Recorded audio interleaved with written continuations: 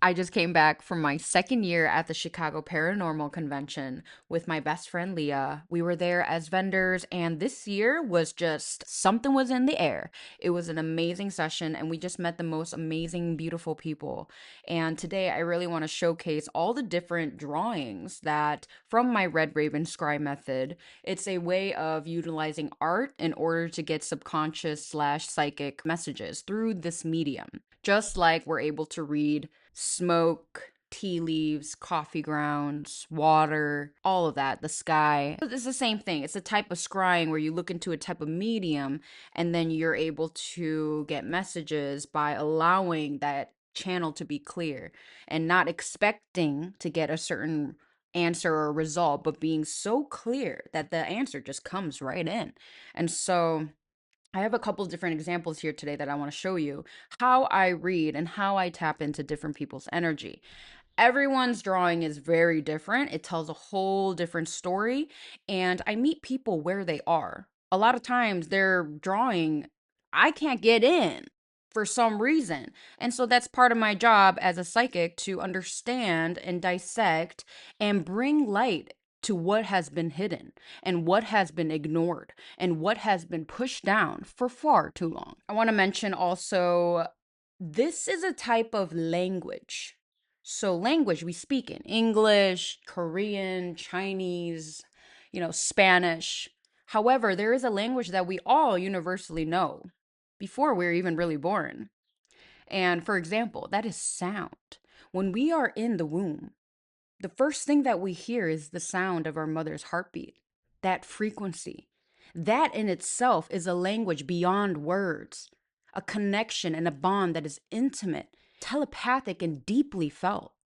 This is something that humans across nations, worlds, we can connect and feel for another just through them showing us in their sound, in their eye, in their body language, and all of this. This is a language that is being presented and shown and expressed out. I mean, it's you're constantly taking in information.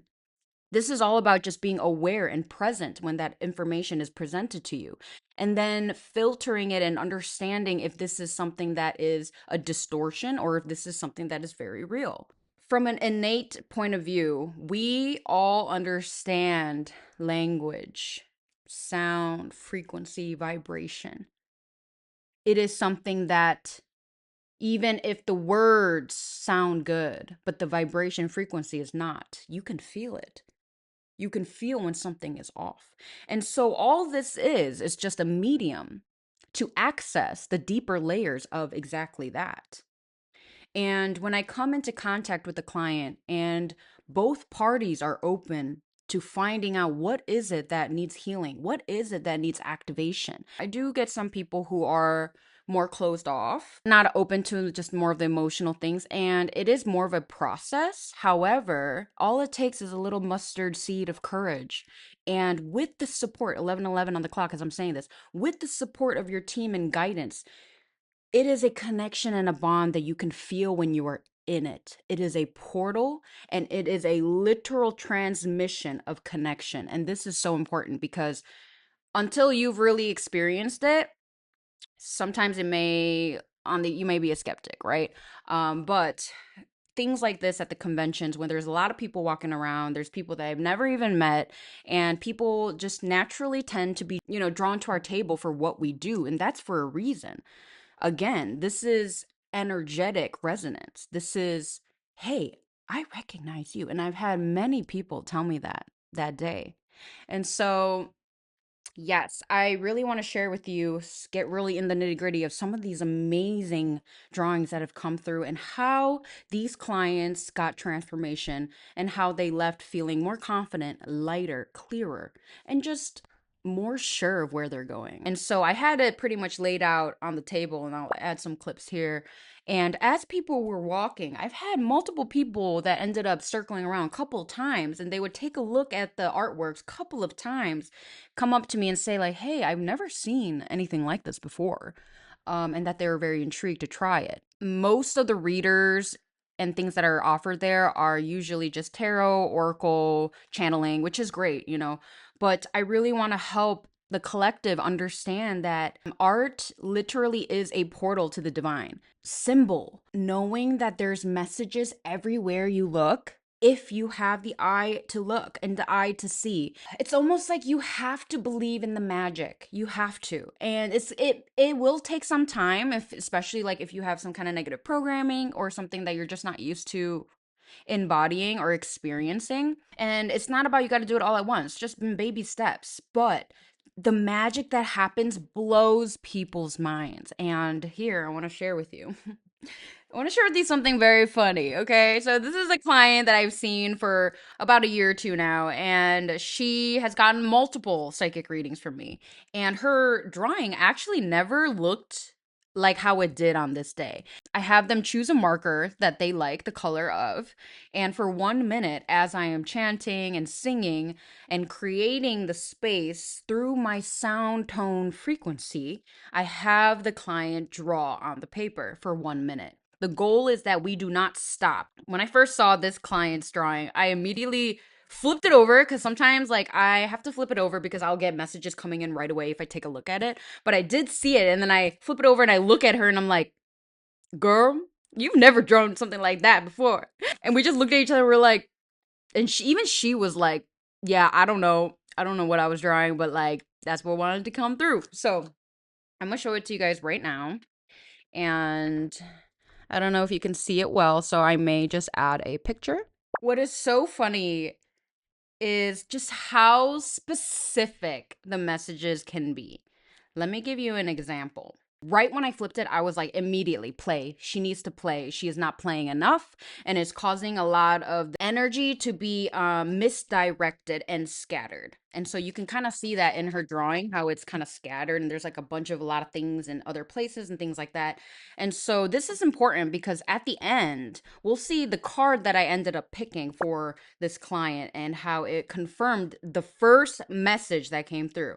So in a lot of times, my messages will have a full circle journey moment that occurs. So sometimes the clients get the message, boom, right away. It's very clear. Sometimes it takes a little bit for it to come full circle, but it's usually almost always. I've never had a time where it really didn't, but like almost always will check out. That's why I always say like keep an open mind and follow through with me. But if it does not resonate, do not make it stick because that's not what we're trying to do. She was resonating with the fact that she was working a lot or looking for a job and pretty stressed about that. I want to then go to like, I was seeing a picture. Okay, so if I look at the center, if you guys look at the photo right now, I'm looking at the picture and I can see that there's like a nose. It looks kind of like a side profile face. It kind of looks like the mouth is like this a little bit.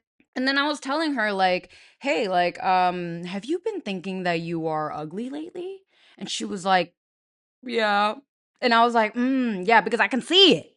I can see it right there. I could see that this energy that I'm seeing right here is her, and she's seeing herself in this way. I have a check system that I go through with spirit to know that it is actually for her and that I am seeing this accurately.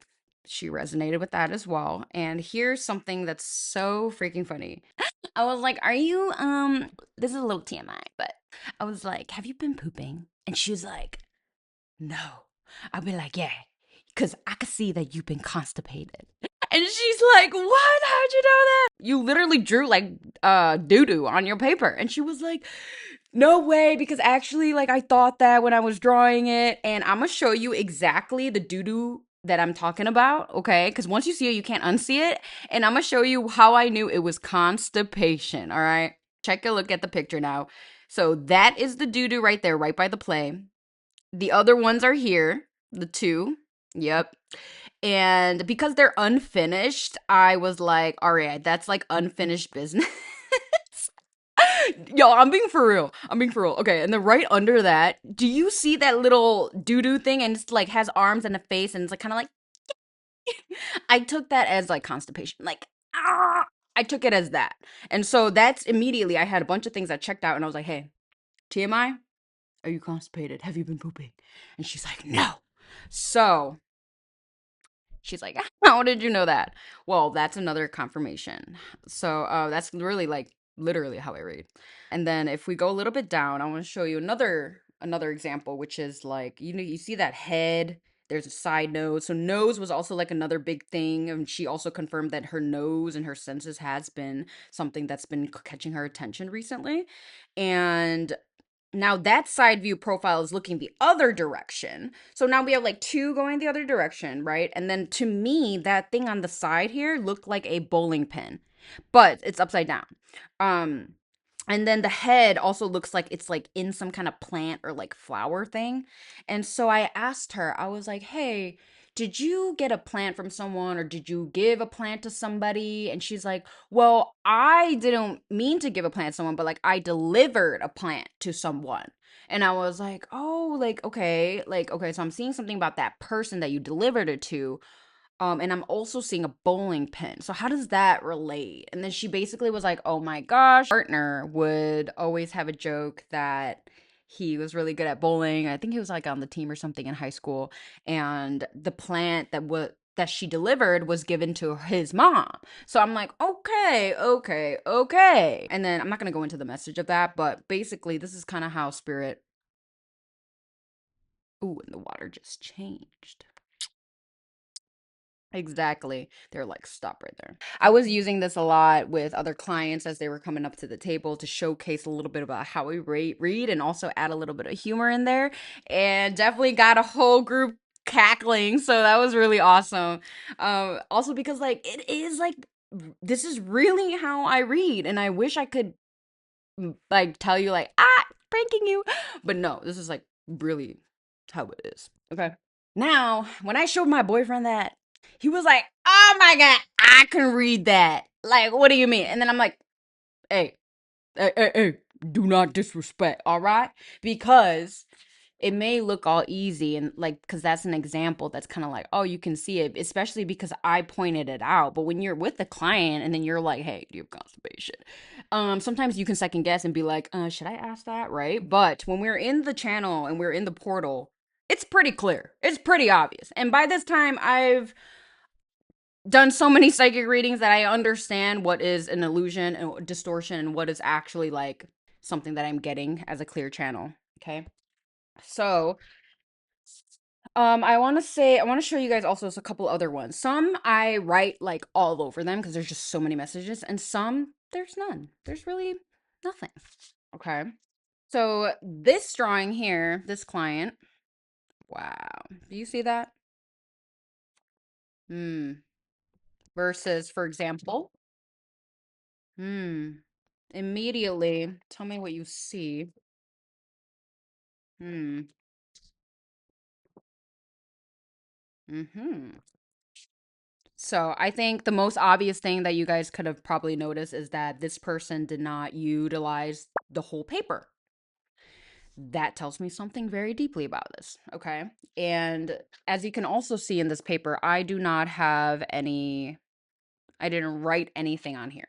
The reason why is when I flipped this over and she finished, I immediately knew what it was that she needed to work through. When she started drawing this, she actually stayed at this head part for like quite a while. Like she did not move right away. Some people go right away and they go like this. She like stayed there and like kind of stayed there for some time. And eventually she started moving, which I thought was like, okay, good. Because I was like, oh my gosh, I don't know how I'm gonna read a dot. But hey, I probably could read a dot. I'm seeing what looks like a snake being stuck in a cage. And now this cage is not a cage with physical boundaries. This is an energetic cage. And the snake reminded me of the divine feminine. And her name was actually Sophia. And what's funny is the divine feminine is also known as Sophia. And I had the divine feminine come to me the day before the convention, and I heard her name was Sophia. And the thing is my partner actually met her first. I, for some reason, was like in the bathroom. And she was like, hey, we're going to have somebody come. They scheduled an appointment. And when she told me her name, I was like, okay. Like, not all clients I cry, but most, I would say like 40 to 50% I do. And the reason is because as I'm tapping into their energy, I can feel what they have suppressed or what their spirit is crying out for. And those tears that I exchange with the client is power. It's cleansing. And the thing is like it gives permission for the other to also release. And so we're both there releasing. And honestly, like my makeup at the end of the day was just like not it. And I should have brought my extra eyeliner because like I was a little bit of a mess. My makeup was like smearing and stuff because I've been crying. And I'm not saying like, oh, you got to make people cry to then like, oh, wow, I'm such a great. It's not that. But what I am trying to say is that it's a literal visceral response that the body goes through when we hear words and when we're in connection with another. And there is no distortion. It's coming from a pure, genuine heart space for transformation. There is no room. Oh my God. Yeah, it's like I can just kind of activate it. There's no room for BS. Okay. Woo! Okay, excuse me, guys. Let me get tissue. Yes, it was actually, it was quite an emotional weekend for me as well. Last year, where when I went to the convention, I also had another really big pivotal moment that occurred like on that day, and so I had another one happen, which I may or may not go into, but yeah. So, whew, the tears, the releasing has been whew, on a whole other level. So I really wanted to share with you guys how it was very different from the last one that I just showed you. And now here is another example. This is another client that I had at the convention. She was another one where the tears just started coming because at first, her energy was she has such a beautiful light, but her light has been so it feels like abused, taken advantage of. Her heart space has like this sore tenderness, yet it's so far in. Yet her light, for some reason, which you would think would not be able to radiate, still does. Like, that is the crazy part. And that is why I bursted into tears. So, when I first saw this art piece here, which I'm going to put it on the screen, I immediately saw incense and I immediately started smelling and seeing the smoke rise and the balance and how we can't really control where the smoke goes, but balance is that which we really needed at that time. And I was seeing like what looked like a vase of like a titration system when I was in organic chemistry. There was these like we would do oil distillations and all this kind of stuff, and it reminded me of that and how it was being like so particular with the amount that comes out. And this client was being spread really thin. She was handling way too much.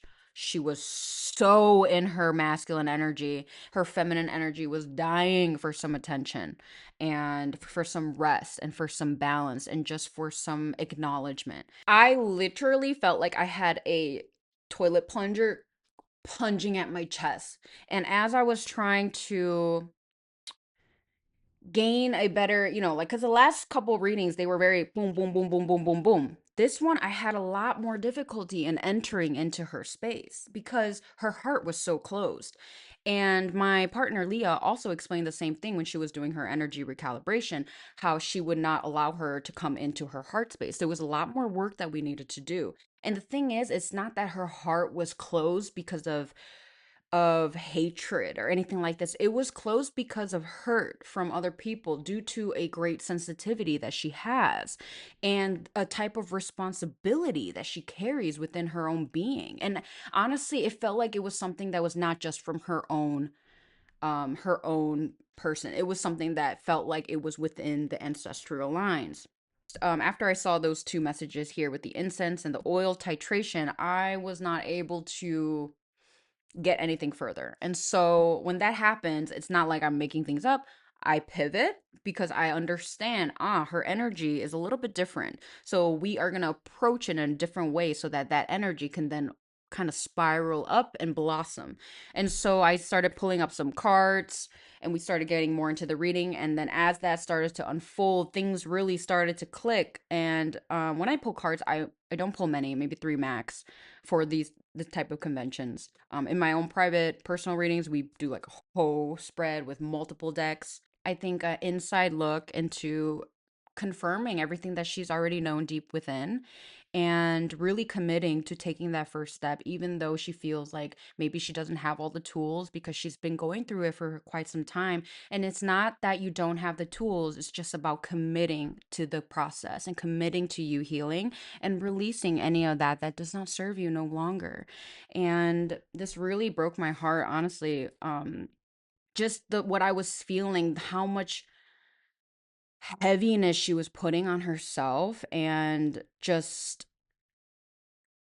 talking so hard, putting herself in such like just being hard on herself. And this is something that I see very common in women, just women just beating ourselves up about all what could have, what I should have, or like all these things, and it slowly compounds and it can get pretty intense, especially if years go by and you just don't acknowledge this. And also, when years go by and you quiet your voice, it gets harder to use those muscles. But the more that you do, and that will require courage, but the easier it gets. And so, this is really important work that we do to helping these women understand that they have the power and that they don't need to give their power up to anything other than what they choose to, if that's what they want. And honestly, they have been giving their power away. Like, the thing is that I've noticed at these conventions, the women who are attracted to this work are women in their 50s, 40, late 40s to 50s, 60s. And I just wonder why. And it's because it's their moms. They probably have given their life up for other people, other things, put themselves on the back burner first. And they, in that process, have lost themselves and lost who they are because they have been just pouring into other people. And yes, as a parent, like we do that, but it's so important that we maintain balance because if mom's not good, kids are not good. And that, I think, for her also was like a big turning point in understanding that she needs to take care of herself first and foremost. Also, because her daughter was right there and she was really lovely, and it was a really beautiful moment. And I just felt like the healing and activations really anchored within her. And so I know I will see her again, and I'm so excited because I love to see my clients and just like where they've gone afterwards. If you found this interesting and you would like to work with me further, I am in Elgin in Chicago. Psychic nail experience is done right here in my home studio.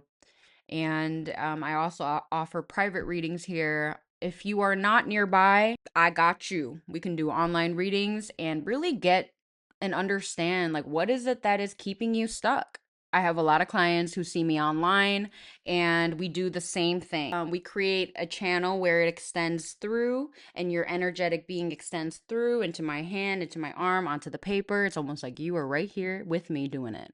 If that's something you're interested in, all my links are down below. And if you're interested in the psychic nail experience, you can DM me on Instagram. If you want to see more of the psychic nail experience, I actually have many videos on this channel showcasing what a session would look like. And it seems as though YouTube is not pushing those out as much. So if you would love to check those out in the links, I have playlists all open and all organized for you. So please take a look at that.